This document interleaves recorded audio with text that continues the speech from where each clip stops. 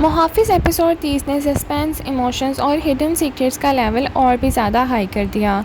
सब लोग समझ रहे थे कि पारस मर चुकी है, लेकिन असल सच कुछ और ही है। पारस ज़िंदा है और ज़वार ने उसे दुनिया की नज़रों से छुपा कर रखा हुआ है। दूसरी तरफ behzad अपने ही करीबी लोगों पर शक करने लगा है। उसे यकीन है कि उसकी बेटी पर हमला किसी दुश्मन ने नहीं बल्कि किसी अपने ने ही करवाया है। और सबसे दिलचस्प बात यह है कि पारस और ज़वार के दरमियान दूरियां धीरे धीरे कम होती नज़र आ रही हैं। क्या पारस का राज ज़्यादा देर तक छुपा पाएगा? क्या behzad असल गद्दार तक पहुंच पाएगा? और क्या ज़वार और पारस के दरमियान मोहब्बत जन्म लेने वाली है? आइए डिटेल रिव्यू करते हैं।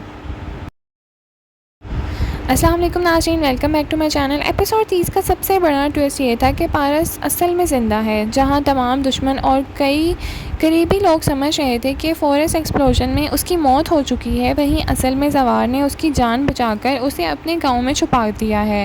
ये डेवलपमेंट कहानी का एक नई डायरेक्शन देती है, क्योंकि अब पारस सिर्फ अपनी ज़िंदगी नहीं बचा रही बल्कि अपने दुश्मन को धोखा भी दे रही है। एपिसोड में ज़वार का कैरेक्टर एक बार फिर हीरो बनकर उभरता है। उसे पता है कि पारस की जान अब भी ख़तरे में है, इसीलिए वो उसे शहर वापस भेजने के बजाय अपने गांव में ही महफूज रखता है। ये फैसला आसान नहीं था, क्योंकि उसे अपनी फैमिली की भी डेंजर्स आ सकती है, लेकिन ज़वार हर रिस्क लेने को तैयार है। पारस की मौजूदगी ने घर वालों को भी नई टेंशन में डाल दिया है। सब लोग उसे खुशामदीद कहने को बिल्कुल भी तैयार नहीं। ख़ास तौर पर ज़वार के वालिदा पारस का एक्सेप्ट करने से इनकार करती नज़र आईं।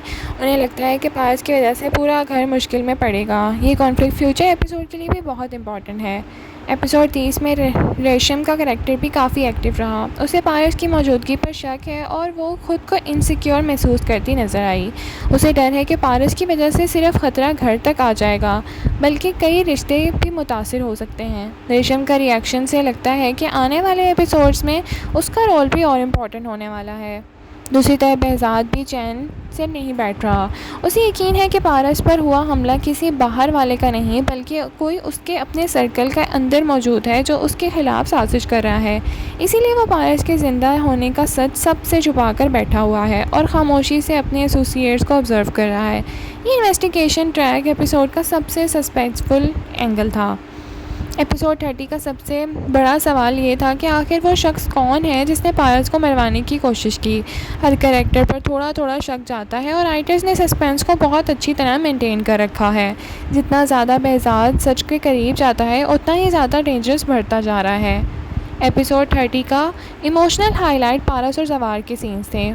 मजबूरन एक ही जगह रहने की वजह से दोनों के एक दूसरे को बेहतर समझने लगे हैं और पारस जो पहले हर वक्त डिफेंसिव रहती थी, अब धीरे धीरे ज़वार पर ट्रस्ट करना शुरू हो गई है।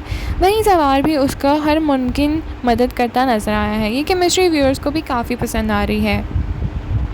पारस के लिए गांव की ज़िंदगी बिल्कुल नहीं है और शहर की लग्जरियस और कंफर्ट लाइफ उससे दूर हो गई है। बस उसे एक सिंपल और प्योर सुकून इन्वायरमेंट में रहना पड़ रहा है। एपिसोड ने ये कॉन्ट्रास्ट भी बहुत खूबसूरती से दिखाया है। एक्टिंग की बात करें तो वो काफ़ी स्ट्रॉन्ग थी। पारस का इमोशनल सीन्स नेचुरल लग रहे थे और ज़वार का प्रोटेक्टिव और केयरिंग एक्सप्रेशन भी काफ़ी इंप्रेसिव था। ऑडियंस भी दोनों की केमिस्ट्री से बहुत पसंद करी है और कई फैंस का कहना है कि इन दोनों की बॉन्डिंग ड्रामे का स्ट्रॉन्गेस्ट पॉइंट बन गई है। behzad की इन्वेस्टिगेशन में भी ऑडियंस की क्यूरियोसिटी बढ़ गई है। ओवरऑल एपिसोड एक इम्पॉर्टेंट टर्निंग पॉइंट था। पारस का जिंदा रहना, ज़वार का उसे प्रोटेक्ट करना और behzad का सीक्रेट इन्वेस्टिगेशन, ये तमाम ट्रैक फ्यूचर एपिसोड्स के लिए भी बहुत इंपॉर्टेंट साबित होंगे। तो आप बताएं, आपको एपिसोड 30 कैसा लगा? क्या behzad असली गद्दार तक पहुंच पाएगा? क्या पारस और ज़वार के दरमियान मोहब्बत जन्म लेगी? कमेंट सेक्शन में अपनी राय का इज़हार ज़रूर करें। लाइक, शेयर, सब्सक्राइब करना ना भूलें। Thank you so much for watching. Allah हाफिज़।